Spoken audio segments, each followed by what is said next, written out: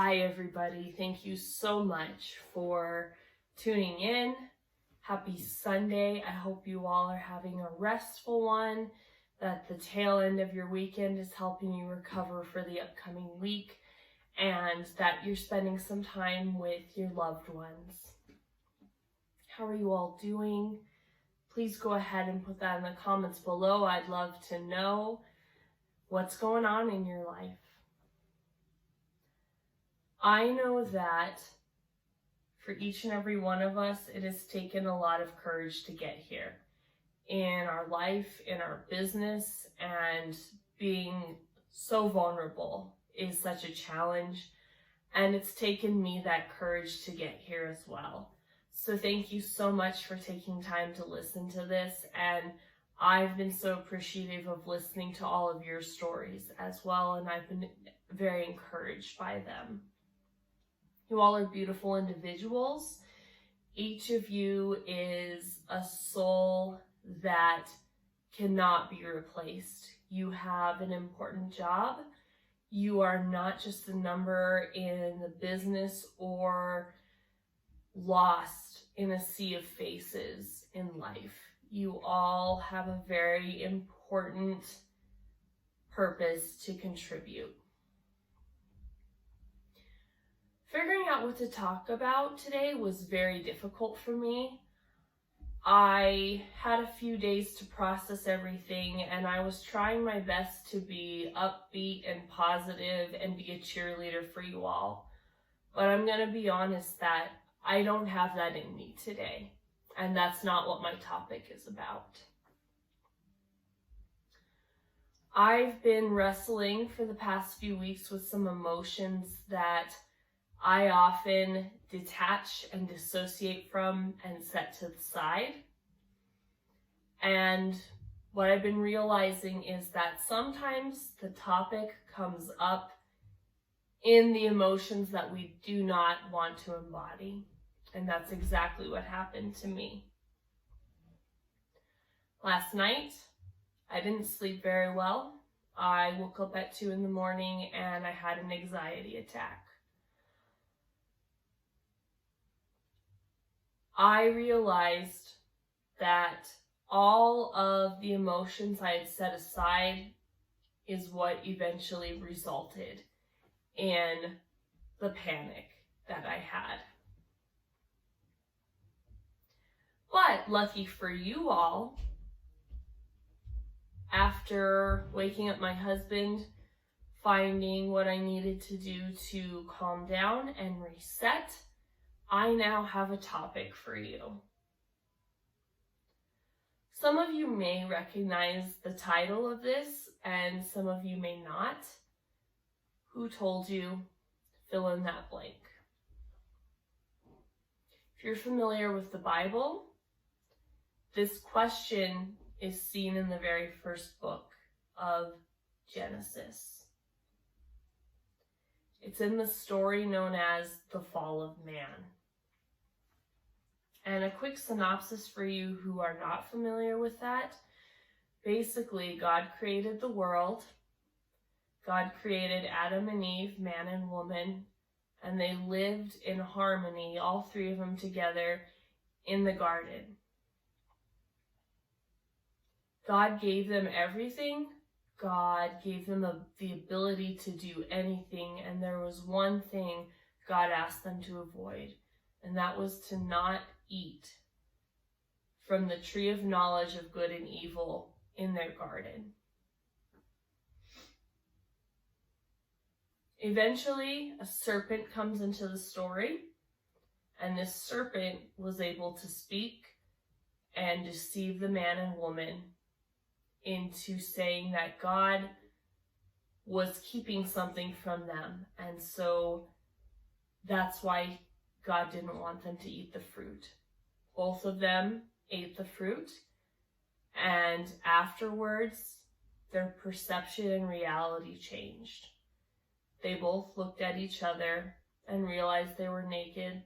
They looked at themselves and realized that they were naked, resulting in guilt, shame, and fear for their actions. They went and hid, and when God comes back to greet them, they explain to God that they've had a sudden realization that they're naked.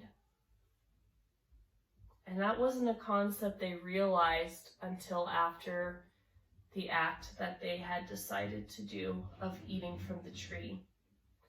And God asked a very profound question that I believe is often overlooked when this story is addressed. And the question was, who told you that you were naked?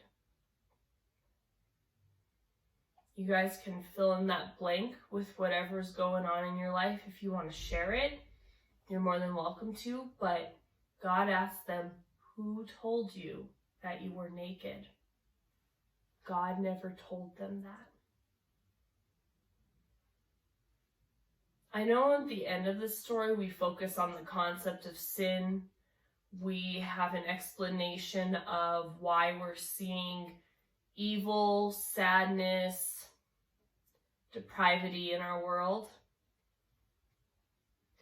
But I left last night wondering that what if, even if Adam and Eve had chosen to eat from the tree that God asked them not to, and had the sudden reality of knowledge that they were naked, what if still in that moment they could have realized that that action was wrong, yet not fallen into guilt and shame and fear with it? And they could have come to God, realizing they were exposed, but believing what God had actually said about them, and to stop living in that deception that the serpent brought into their heads. Now, this question, what happens when we omit this question? It's a scary reality, and we're unaware of this question a lot. We often avoid it, like me. We set it to the side because it makes us so anxious and afraid to address. Who told you? Society will tell you who to be, how to act, who to embody, and who to become. We follow this path, and often the result is depression, feeling dissatisfied, and feeling extremely confused. What happens if we address that fear, whatever you've put to fill in that blank? Maybe it's, who told you that you wouldn't succeed? Who told you that your dreams were stupid? Who told you that signing up for LimeLife was a mistake?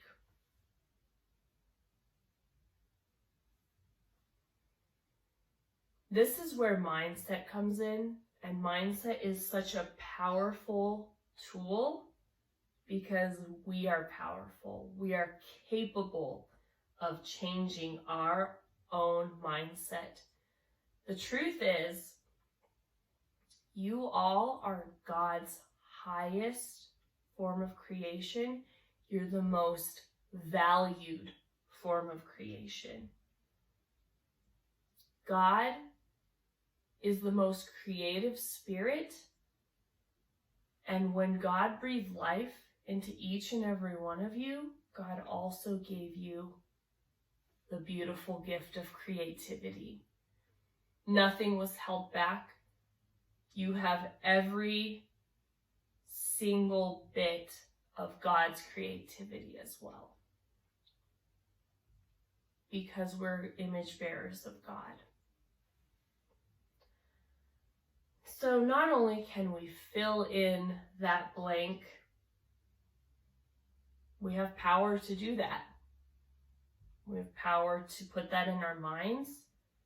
We also have the power to completely change it. You can change it into the narrative that you want for your story and for your life.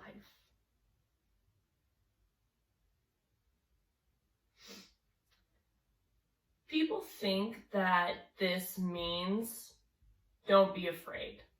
And I want to address that fear is normal. There is no way to avoid this in our life. Sometimes fear is healthy. It lets us know when something is wise to do and when something is unwise. So it's okay to be afraid. What is not okay is to let that thought dictate your actions, your life, and your future. So instead of saying, don't be afraid, or instead of being afraid, let's go ahead and dive in to what you are afraid of. Confront the situation, recognize it, and realize you have the ability and the power to change it. And you can use that to change your situation and to shape you into the person that you want to become. The past 2 years of my life, up until about this past May, so 2 months ago, my life has been very difficult, and it was one of the most difficult times in my life I've ever been through. All in one, I went through a faith crisis. I went through an identity crisis. I went through a career crisis. My husband had a health scare. And I already suffer with depression, but now I was severely depressed. In this moment, I tried so hard to get back into the former identities I once believed in. I tried so hard to follow what society asked me to be. Almost every night I cried. I wanted to be normal, and I tried to fit back into the clothes that used to fit me, and I begged God almost every night to turn me back into that godly Christian, godly wife, godly mother, and godly woman that I once was and that I was told to be. And the more I tried, the more it hurt, and the more anxious and depressed I became. Fast forward to a year later, I decided to put in the work to go to counseling. It was one of the toughest decisions I had ever made, but it was one of the most rewarding journeys. It completely changed my story around. I spent so much time in my life, even prior to these 2 years, trying to be what people wanted me to be. I tried to follow what the systematic church asked me to be as a woman and as a wife and as a mother and as a parent, and it wasn't working out for me. I tried to follow everything that society has told me to be up to this point. And last night I realized in my anxious state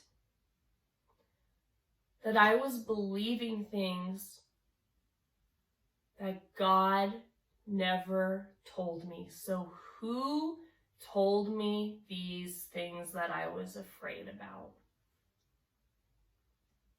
And that's something you can ask yourself.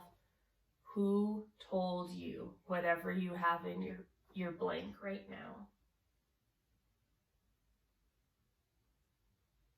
Now I'm in a much better place. Don't get me wrong. I have more good days than bad now, but because that muscle in my life of changing my mindset and working on realizing that I now have control is still being exercised, I often wrestle with falling back to the old patterns of how I used to think. And I now have strategies to cope with it, but I still have a lot of challenging days too.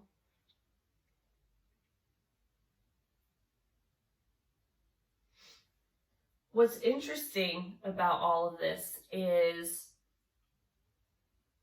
once I hit that turnaround in my life, once I decided that I had power to be whoever I wanted to be, to not listen to whatever people said about me, to reject that, and to follow in the truth of who I'm supposed to be, LimeLife showed up. I don't think that's a coincidence.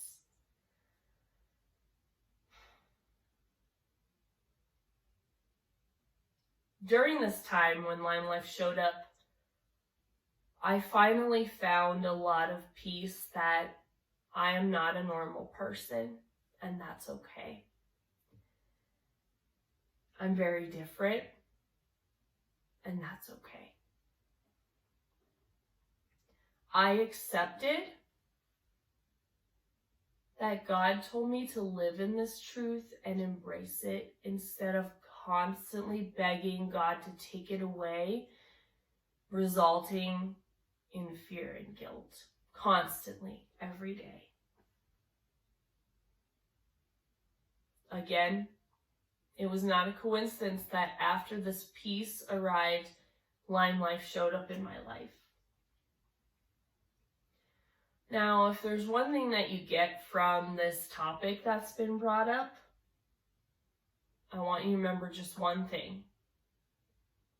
Whatever society, people, your family, your friends, your community, your church, your faith, your religion, whatever it says about you, you can choose to accept that or reject it.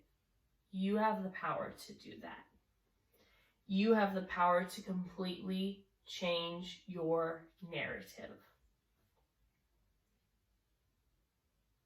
You're empowered to say who you really are and to live in that truth.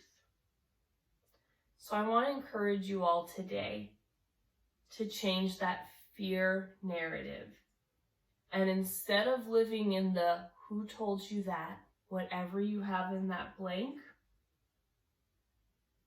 change that to accepting and rejecting who and what you want to be, what you want to do, what you want your life to look like.